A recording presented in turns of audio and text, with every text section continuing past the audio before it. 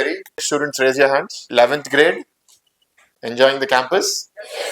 I'm a member of parliament, so I contested for the parliament in this region, Vishakhapatnam. Do you know how many people contest for the Lok Sabha, the parliament in India? Anybody knows the answer? 3 seats. Correct. But there are two more seats. Anglo-Indians. Lok Sabha for India. There were 17 Lok Sabhas formed in India after the independence, and in this parliament we had close to 20 lakh voters. We had a voting percentage of 71%, and the number of votes are about little less than 14 lakhs. And in this state, there are 25 parliaments. So, like they said, I'm ex officio advisory board member.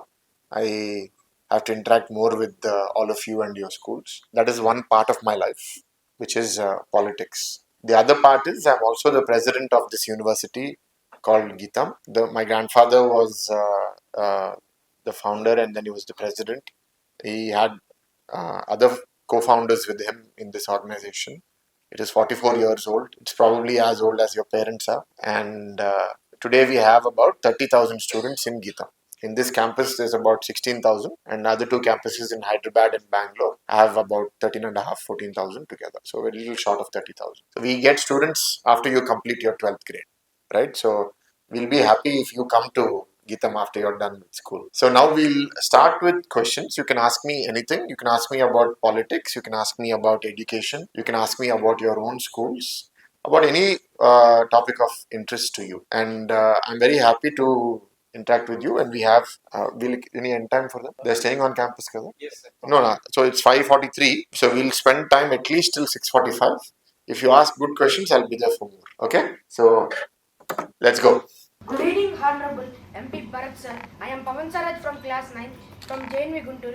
Sir, my question is in the light of growing importance of education and skill development, what specific measures will you implement to improve the quality of education in Vizag and prepare its youth for the future job market? Today, a lot of students like you are going to school, and after they finish 12th grade or junior college or intermediate, whatever you call it, then one has the option to go to college or to go to some diploma or ITI or something. So once they do any education after 12th grade, it's called undergraduate education.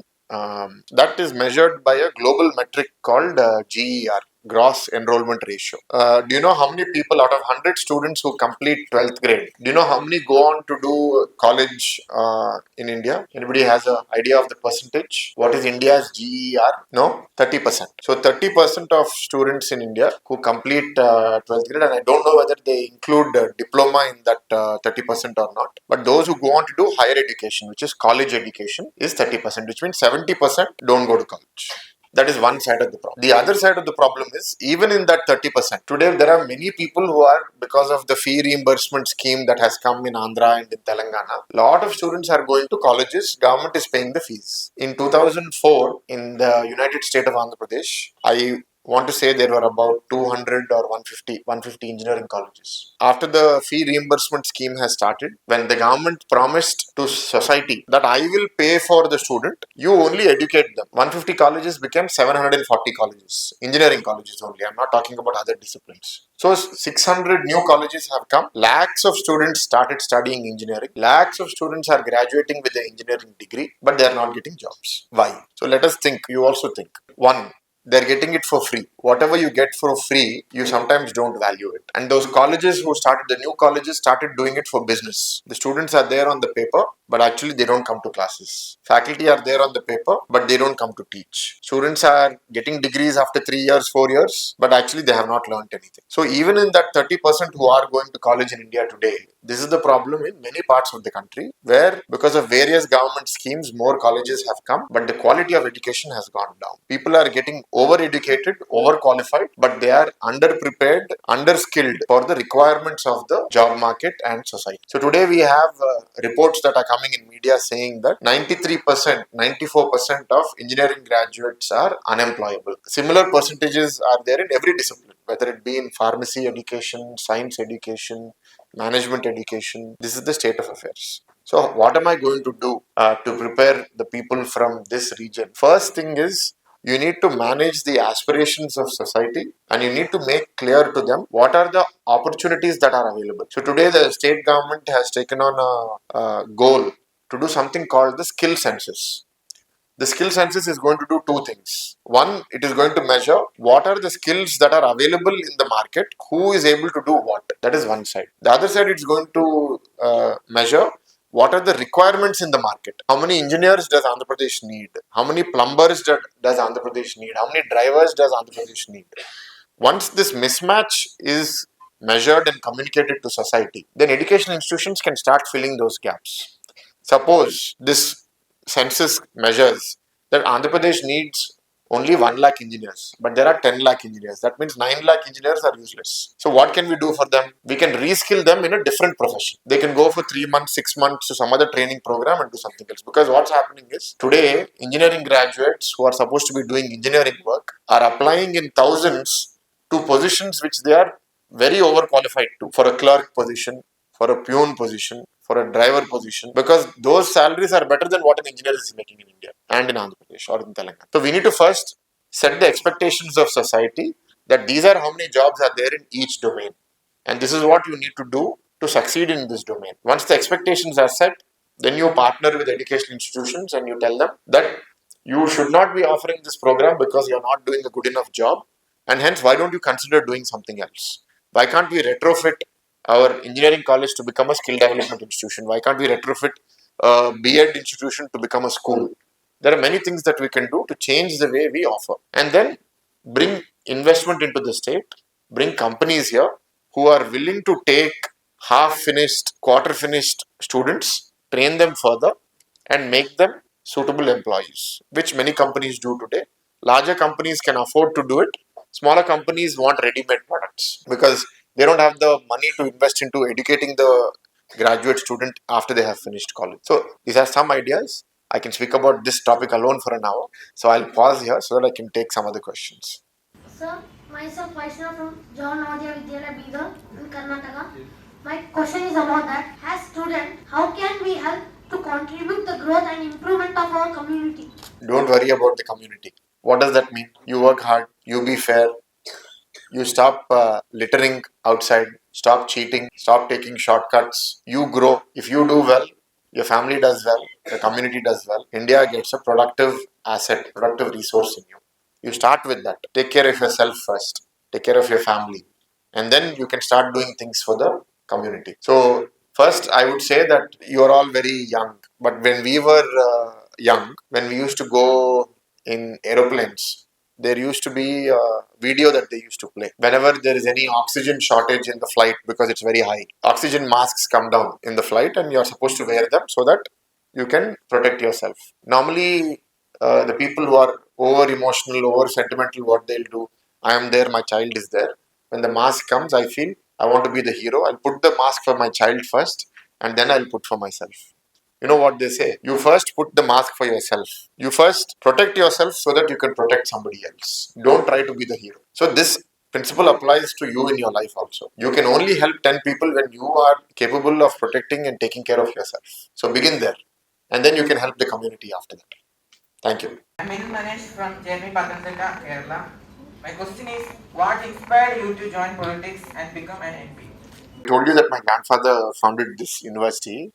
I didn't tell you that he was also a member of parliament from this city. He was a two-time member of parliament. He was member of parliament from 1991 to 1996. He was also a member of parliament from 1999 to 2004. But he did not contest only 2 times. He contested 6 times. He lost 4 times and he won 2 times. Luckily for him, both the Lok Sabhas that he contested in were full terms. So he was able to be there for the full 5 years. There are some Lok Sabhas which uh, collapsed within a year and a half, year and 3 months. So I'm very privileged because I come from a wealthy, successful, powerful family. I don't think many of you come from such a background. Yes, if you're going to a JNV, then many of you come from government employees, middle class families, lower middle class families.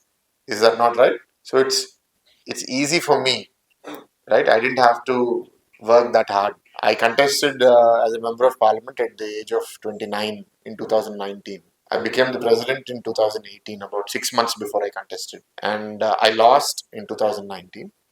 It was a very expensive elections. The money came from my family. For an average individual to contest as an MP, especially in this part of the country, in Andhra Pradesh or Telangana, is unaffordable. It is a dream. Many people don't see that dream in their lifetime. So, when I am so lucky that I have this opportunity, I can choose different paths. One, I studied my college and my MBA in the US. Compared to here, a middle class citizen quality of life is better in the US than it is over here. And if you want to live a life where things are more independent, many people like going to the US, especially those who have the ability to afford education. So I could have easily chosen to stay back there, or I could come back and say, I don't want to go into a life of service. I just want to live a private life because I'm already wealthy. I can live comfortably. So I have grown up with both my grandfathers, and I've seen the difficulties of people from a very young age. In 2004, when my granddad, my other granddad, my mother's father, I didn't tell you that, my mother's father is a five-time MP. He contested in different constituencies in Andhra Pradesh, in Machilipatnam, in Eluru. So in 2004, when I went with him to the constituency, there were many people, old people over the age of 60. At that time, their monthly pension was 75 rupees. In 2004, I just finished 10th class. I joined 11th class. My mother used to give me pocket money of 50 rupees every day to eat snacks or lunch or something. So my granddad said, this old lady or this old man is getting 75 rupees for a month. You are getting 50 rupees for a day. And that too as pocket money, not for livelihood. And then subsequently, the chief minister of that time made 75 rupees into 200 rupees within, I think, the first year or so. But even 200 rupees is not a comfortable amount. So he said these people, in spite of getting such less money as pension from the government, don't have their children to take care of them in many cases, are still living. Many of them are struggling but are still happy. So we should work to make their life better. So those are some incidents like this that inspired me that we have to be in a life of service because you always want what you don't have. I've never seen much difficulty in life. I've seen difficulties of others. So I said, what I have, why can't we provide this to others? So that inspired me and many other things. But I'll pause because I'll share maybe those experiences in some other question. Good evening, sir. Myself, Savisachi Koinadu from Karnataka. What's your vision for our country's future? And how do you plan to contribute to achieving everyone to live equally and for even for our grandchildren and the future generation to live peacefully? Discrimination, such things are still existing, sir. Okay, pollution. Some people still have stereotypes. Like, Not of our generation, of older generation. do you have stereotypes? No, sir. Yes or no? No, sir. What is stereotype? Tell me what is a stereotype. The mentality that they are like this. Yes. Who is they? They can be anyone, sir. Yes, caste is one stereotype. Gender is a stereotype. What else? Religion is a stereotype. What else? Language is a stereotype. Economic, yes, whether you're rich or poor or middle class, all of these stereotypes exist. So you think that none of you have those stereotypes? You're lying to me. You have stereotypes. You don't have. Okay. You have made a statement, some of you have made a statement that you don't have stereotypes. Now observe yourself, not today, over time, over the next 3 months, 6 months, 1 year, 2 years. Really, how you are going to start to behave. Stereotypes are prevalent everywhere in the world. There are only some individuals who are so good that they don't fall prey to stereotypes. Even I fall prey to stereotypes. Everyone does. Because it's the easy thing to do. We'll say that, oh, girls talk a lot. Or girls are very emotional, they'll cry. Or girls are not safe when they go outside at night. These are all stereotypes. We all belong in a society where stereotypes are entrenched in the way we behave, we think. Um, So it's a good thing. I'm very glad you're thinking that pollution should not be there, discrimination should not be there. What else should not be there? Between richness and poverty, many schemes and What kind of schemes? schemes which will allow those who are currently in a backward state to come forward in Yes. How do you propose to do that? Very good. You're going in the right path. What else? bringing awareness and conducting awareness programs where there are such stereotypes or so.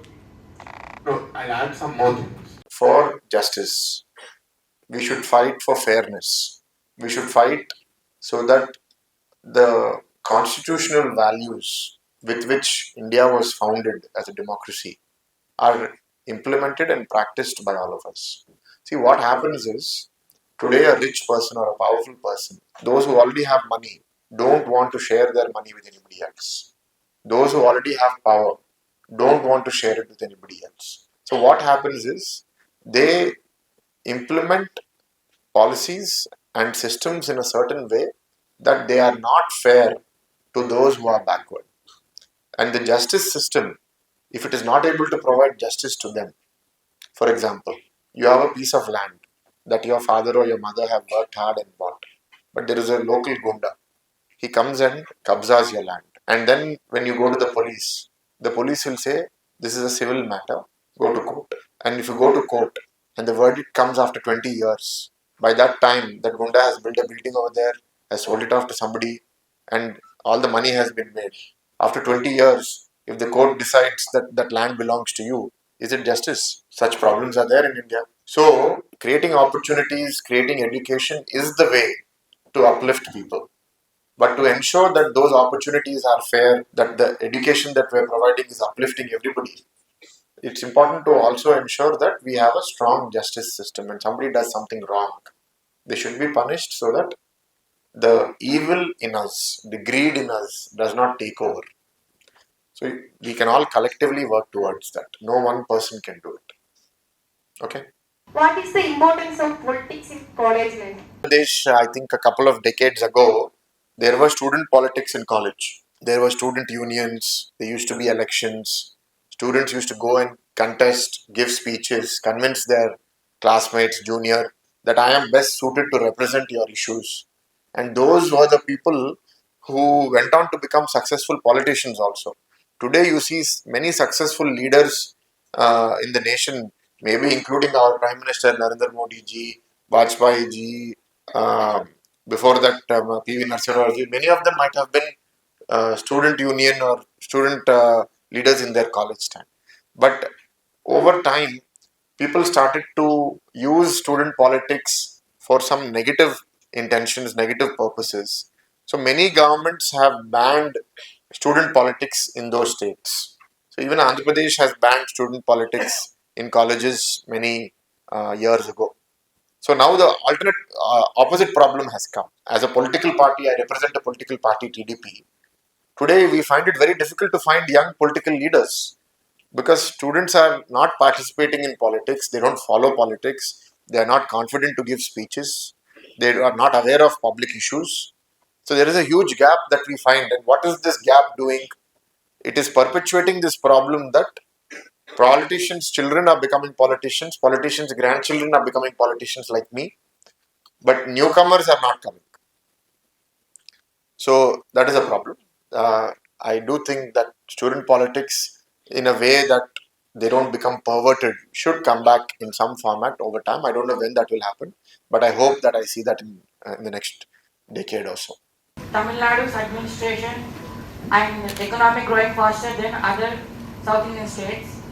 Some can Andhra Pradesh make such policies like Tamil Nadu, like district-wise industrial clusters? See, in every country has different policies. In India, a constitutional right that all of you have, especially those who are under the age of 14, there's a Right to Education Act that all children in India under the age of 14 should be provided access to education for free.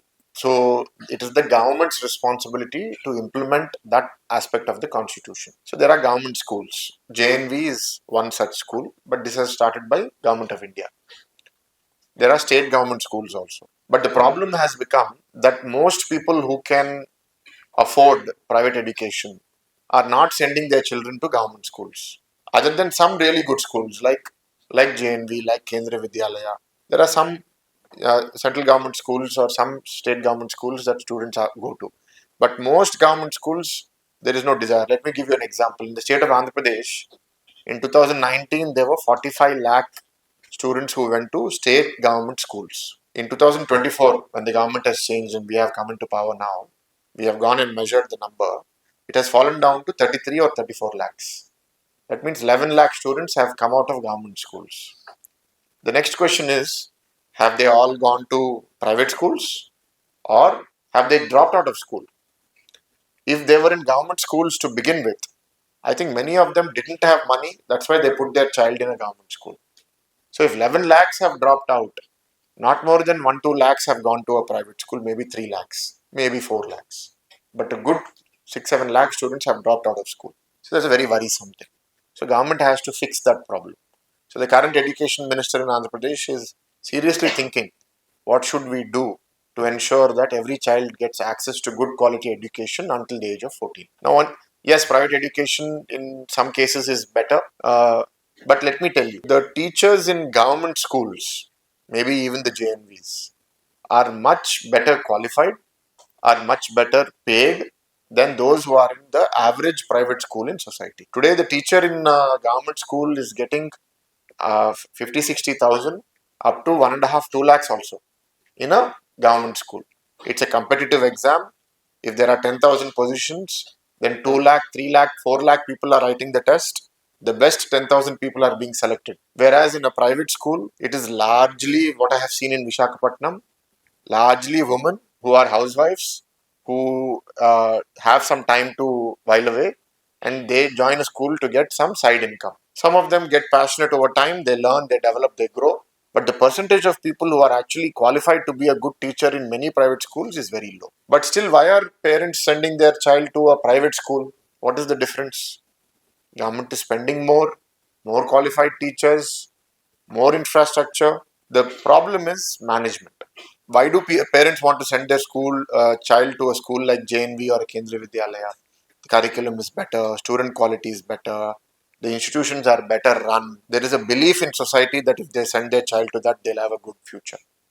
But in a state government school, sometimes in some schools, the teachers are there on paper, but they don't visit the school. Because teachers stop coming, parents stop sending their students. So for namesake, everything is there. Salaries are paid, chikki is supplied, eggs are supplied, they are eaten, but nobody is learning. So how do we change this? This is a serious problem. Money is being spent, but students are not getting the value education that they want. Now coming to healthcare, like you said, today, yes, healthcare is expensive. There are many diseases that are coming in society, but government has introduced a healthcare scheme called Arogyasri. Right? There is a Arogyasri scheme that's there in Telangana. It's there in Andhra Pradesh, and it was launched about 2 decades ago. So this is being implemented. Majority of the diseases are being covered in that, but the government also is not running well. Government, by virtue of being poorly run, is bankrupt, and because it doesn't have money, the scheme is there on paper. Money is being paid, but if the need is 4,000 crores annually, we are able to spend only 2,500 crores. So because of that shortfall, private hospitals will treat the patient, but the government is not paying the money. After some time, private hospital also cannot run like that. So what they are saying, we will not treat any Arogyasri patients. If you go to them with the Arogyasri card and say that I have a disease, please treat me, they will say I will treat you, but I will not treat you on Arogyasri. If you pay out of pocket, I will treat you. Or if you have insurance, I will treat you. Many of the poor people don't have insurance, don't have money. So governments have to run better. They have to become more economically well managed. That is a much larger subject. Why governments are not running well, why they are wasting money. There's a lot of corruption, a lot of other challenges are there. But yes, in education and healthcare, you have to invest money, you have to ensure that the institutions are well run. In order to do that, the state government or central government has to be financially strong. And in order to do that, you need stable, steady governance. Like, for example, in Government of India, we've seen the same Prime Minister for 3 terms. Narendra Modi ji now is the third term. So what does that give you? It gives you advantage of long-term planning. If I planned something in 2014, I'm there in 2024 to see it happen. Sometimes in politics, some decisions take time.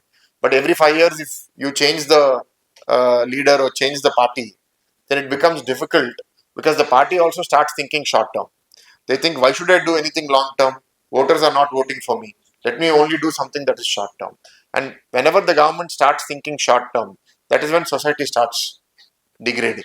And that is what is happening in many states, many countries around the world. My question is, sir, how do you balance your responsibilities as the boss, president of Vizag and a member of parliament? You tell me how I should balance.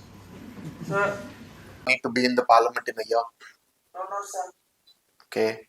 So, do you know that the parliament, where is the parliament? Delhi. Yes. Your friends are telling you or you know? All of you know Delhi is where the parliament is. Where are we now? How far is this from Delhi? You know? I also don't know. I think it's maybe 2000 kilometers. So I can't drive there. I have to fly there.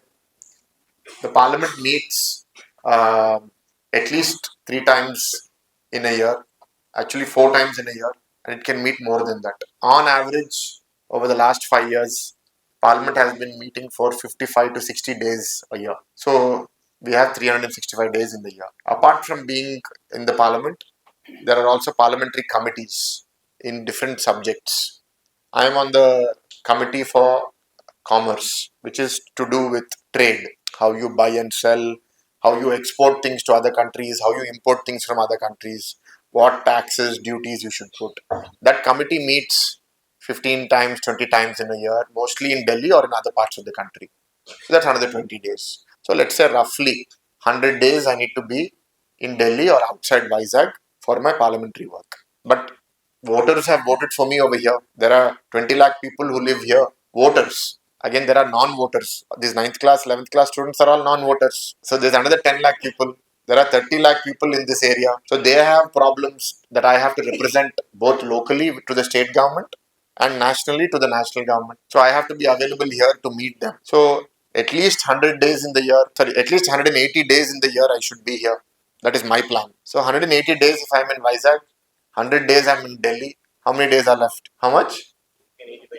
85 days.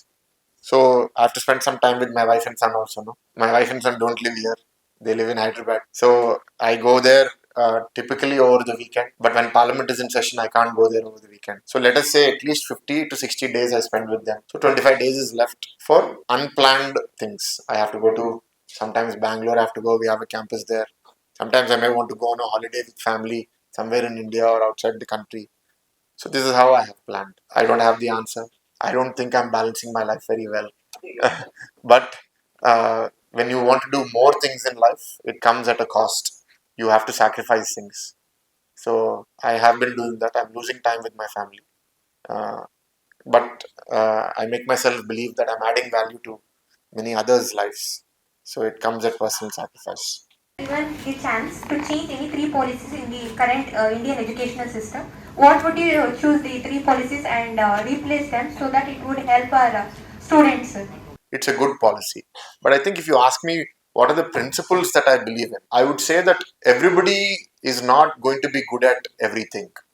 So ensure that you create different pathways and different aspirations for people such that we are able to meet all the needs of society. If everyone wants to be an engineer, who does the other work? Who becomes a doctor? Who becomes an astronaut? So there are creating different pathways is one. The second is instill in people that you need to work hard to achieve anything in life, not taking shortcuts. So focusing on marks rather than learning, focusing on asking prepared questions rather than speaking from the heart. These kinds of things are the ones that are going to hurt you. So we want people to be true to themselves, right? So that's very important.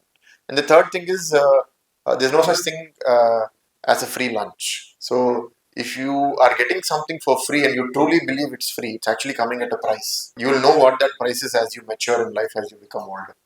So I don't believe in a free lunch. I think everything has a price to be paid. whether it be money, time, energy, opportunity cost, or something else. So when society starts realizing that, then they start valuing themselves more. These are some ideas. I have others, but I think if we start thinking like this, and if we start creating people who believe in the constitution, who are willing to work hard and walk the right path, I think wonders can be done. For various reasons, we are not able to do that, not just in India, but in many parts of the world. This is an attempt now. I've the one as a first-time MP, so I would like to see some change in Vizag, in the state of AP. Sir, and my question is regarding the reservation system. This system has been from many years, I don't know since when. But actually, SC and ST people are getting more reservation. My question is this system really helping them to come forward? And for how long do you think government is thinking to carry this system? Thank you. Somebody else, because they don't have a reservation, are the ones who don't want reservation. Let me give you a data point. There are millionaires, billionaires in India, correct? Crorpatis. Now, the 1,000 richest people in India. Can any of you guess how many of, as a percentage, how many of them belong to SC, ST, BC, and minority communities as a percentage, all put together? Can anybody guess? What percentage is it? Up to maximum of? Guess. 25%? That's one. Next. 70 to 80. Next. All wrong, but keep guessing. What? Closer. I said 10% is closer. Again, you're saying 40. Maybe 5%. Maybe 5. Maybe 5. I don't even think it's 5. It's less than 5. So, is the reservation system really leading to economic upliftment? Is it creating the next generation of entrepreneurs, millionaires, billionaires who are able to change the way the country is working? So far, not yet. But does it mean it should go away? Even with reservations, if they are not able to do it, without reservations, will they be able to do it? So, if you want to live in a peaceful, harmonious society, it is when opportunities are equitable. What does equitable mean? That you give a fair chance to everybody. What does a fair chance mean? Do you people watch movies? Have you seen 12th Fail? What does he say in the ending in the interview? The chairman of the interview committee speaks in English, and the hero is not very good in English. What does the chairman say? Does anybody? He talks down to this person. No, what does he say? He says, you don't belong here. This Hindi medium people shouldn't come here. So, what does the hero say? He wants? A glass of water. Yes, he wants that, but what else does he want? He wants a glass of water in a steel cup. Yeah, But they give it in a glass cup. yeah. As he said that you want to in a steel glass, they say that the water is same. Why do you want it in a steel cup? As he says that. Government has addressed that problem as by introducing the economically weaker section quota of 10%. But beyond that, what are the benefits that somebody who belongs to a forward caste get? You may have become poor, but there will be some uncle, auntie, nephew who in your family is well educated and is successful financially. And they are willing to guide you, give you help, which a student belonging to a SC community or an ST community does not have those many role models in their family. The power of role models, the power of mentors is undervalued in our society. Many people may not have the wealth, but by virtue of their familial relationships, by being in a family where somebody has succeeded in your family, that is enough for them to get one leg up from others who are belonging to marginalized communities. It will take, these are all very serious concepts. I would like all of you to think about this very seriously. I am a firm believer. Let me tell you, I belong to a forward caste. I have all my life have gone to high cost education. My parents have paid for all of it. I've never had a challenge to afford education. It's easy for me to say that there should be no reservation.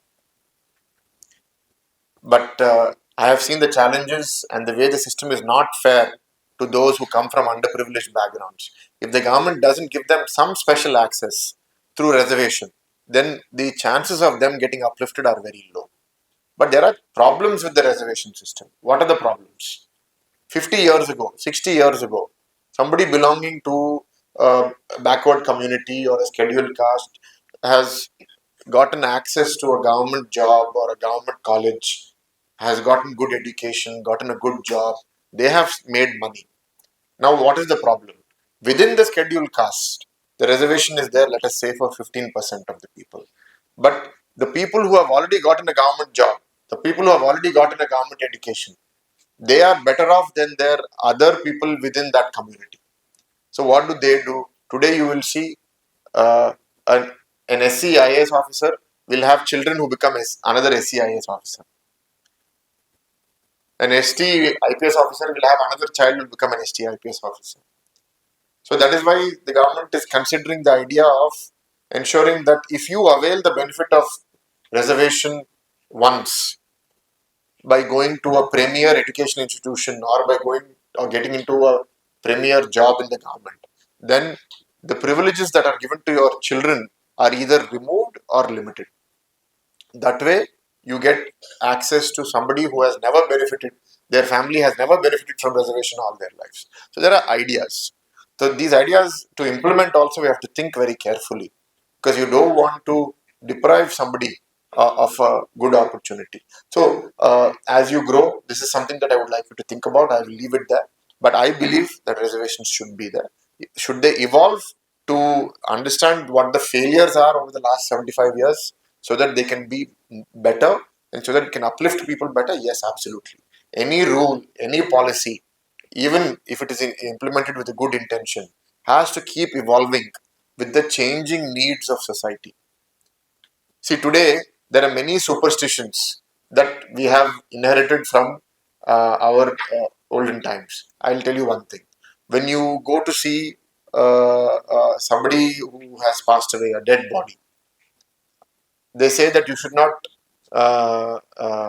go there after you have a bath. They say after you go there, you should come back home and have a bath. Do you know why they used to say that?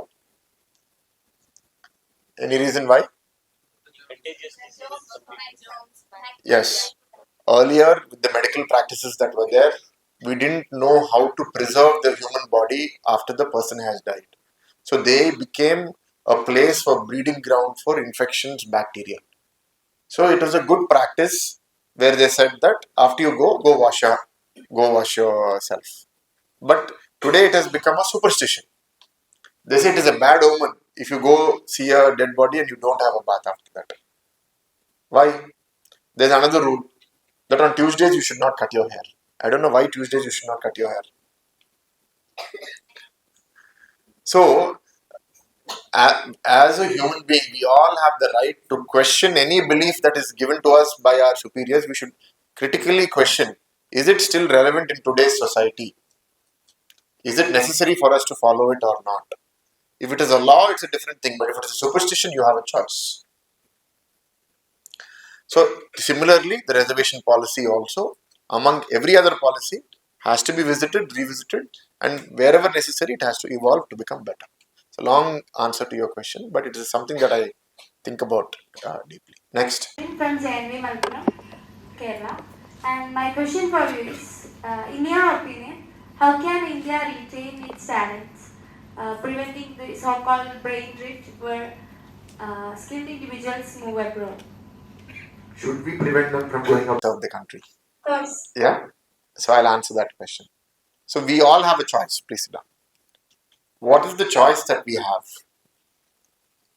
Today, you study well and you are capable of getting a certain kind of job or starting a certain kind of company. But suppose the job in India is not paying you well. At the same time, you get a job offer. There are a lot of people in Kerala who go to the Middle East and send back money home. That's what is driving the Kerala economy.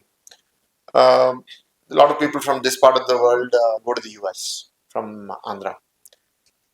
If I'm getting a job here that pays me 1 lakh, 2 lakh rupees a month, but I get a job in the US that is paying me 10 lakh rupees a month, what should I do? Should I stay here? Should I go there? Point number one. Point number two. As a government, what should we think? The government's responsibility is not to force people to stay back. It is to create opportunities so that people feel that it is better to stay back than to go to the US or to go to the Middle East. Then what is the government's responsibility? To bring more investment, more economic growth, better paying jobs, so that more people want to stay back. The alternative is if you force somebody good who can do better for themselves to stay back, somebody who could have become a millionaire or a billionaire or a scientist or a good doctor stays back here and lives a very low quality, mediocre life. Are we not doing a disservice to the nation? The person who goes abroad and succeeds over there, lives there for 10 years, becomes a more confident, capable individual who is wealthy, comes back to India after 10 years, they're a bigger asset to the nation than staying back and getting damaged. So, yes, we don't want to lose the best of our talent, but it is the role of the government to wake up and realize that we need to create opportunities here so that they will not want to go. Let me tell you myself, I don't want to go to the US. I have a much better quality of life over here. What does that mean? I'm already wealthy. I don't need to go to the US for a good quality of life. All of my friends are here. All of my family is here. If I go there, I've been in the US for 6 years. Sometimes, even to meet a friend, I need to send an email, take an appointment, and meet them. Over here, in the middle of the night, I can call my friend and say, let's meet and talk. Over there, I have to speak in English all the time. Over here, I can speak my mother tongue. Over there in the US, gun crime is very high because it's legal to carry a gun. There are millions of Americans who carry guns. There's a saying, you live by the sword, you die by the sword. So if you keep a gun, chances are the guy who comes to attack you also has a gun. If both sides have guns, more chances that people shoot each other. So I am scared of that. I'm scared of that not only for myself, much more so for my son. If my son goes to a government school or a private school in the US and that school is attacked by a shooter, I can't live in peace. So I have weighed, maybe I'll have a slightly better quality of life, I'll get better ingredients for my food, I'll have a better road, I'll have a better car. But it's not better than the mental peace that I get knowing that my son is safe in India. So I have chosen to stay back. So those choices are being made today. There are many people who are coming back from the US, UK, Australia, Middle East to come here because they see those opportunities emerging. India is also growing. Our cities are growing. Kerala, unfortunately or fortunately, is largely a communistic state. It's ruled by a communistic government. Literacy is very high, education is very high, it's a very cultured society. But economic growth and the mindset of a capitalist, which is you work hard, you can become really rich, successful, doesn't exist in Kerala. Kerala contributes in a different way. If you see the number of people that are crorpatis living in Kerala versus those who are living in Karnataka, living in Tamil Nadu, living in Andhra Pradesh, Kerala will be on the lower side. But if you see the number of people who are more educated, you'll see more people in Kerala. So there are complex cultural phenomena that are there in different states due to many historical reasons. And we have a contrary problem in Andhra today. Many of our Telugu citizens have gone abroad. They're doing very well in the US. They're making a lot of money. And the problem is they've all gotten used to cheating. They cheated here in their exams. They're going there and cheating there in their jobs. They're making money. But the respect that the Telugu community used to have maybe 2 decades ago in the US has come down today. I hope I have answered your question. We can go to the next. You have answered that the SC castes and other SC ST castes, sir, they get reservations also, sir. It's right to get for the reservations, sir. But such as OBCs also, sir, they will be very poor, sir. Such I have seen in my life, sir. They will be poor. They will be not affording for the jobs and other situations. Such as I am cracked the Navodaya exam, sir.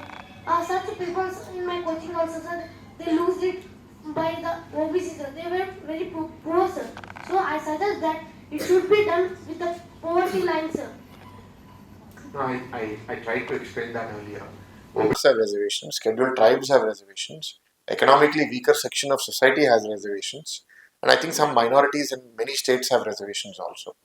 So the only ones who don't have reservations are those who are deemed to be other castes or forward castes. So OBCs do have reservations. So the level of reservation may vary from one community to the other, from one caste to another, but OBCs do have a reservation. Do you not know that? You didn't know that? OBCs do have reservations in every state of India. Which state do you belong to? Karnataka also has reservation for OBCs. So I don't know the terminology of the castes, but like over here in Andhra Pradesh, for example, there are 5 or 6 castes that are deemed to be OC or forward caste interchangeably, whatever you want to call them. They don't get access to reservation. But there are over 200, 150 castes that belong to the backward communities and they come under the OBC category. And all those 150 plus castes have reservation in government jobs, in government education, in many other opportunities where they have access to specific categoric reservations. Yeah, and you should think about this. Go in Karnataka and ask over there also. Is there an OBC reservation in Karnataka or not? There is. You will get to know once you ask. Karnataka. Sir, you told about OBC. What about the general? General don't have any reservation system. Sir. No, but there is, sorry, I forgot. The EWS is there, no? Economically weaker section. That's 10%. All castes, including those who belong to the general category. And you can avail the benefit through EWS, which is economically weaker section reservation.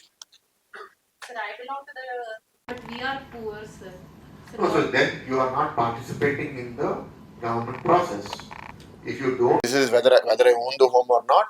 This is how much electricity I consume, and this is where I work, and I don't make any money or I make very little money. Hence, I am eligible to be considered as an economically weaker section. You need to get that certification from the government. So you need to participate in that process. That process is there. Are you aware of that? So tell your father now that you know it. You can go do it. But in spite of that, the 10% economically weaker section society is not going to solve the problem of all general category people who are poor. It is still extremely competitive. There is no doubt about that. But you first do that. You first tell your father to go get a certification in the EWS. Okay. Inadvertently, we have found in society, in spite of no reservations, majority of high quality employment, entrepreneurship, business ownership, wealth is still concentrated in the general category of people. Does that mean everybody in the general category are rich? No. But relatively, general category is 100 times better than many other sections of society when it comes to prosperity, wealth, education, knowledge. Within the general category, some who don't get access to that privilege feel bad. I didn't get it. But the government cannot think about an individual. Government has to think about the mass. We have to think about society at large. And we have to make policies for that society. You don't have to answer me. You don't have to accept what I'm saying.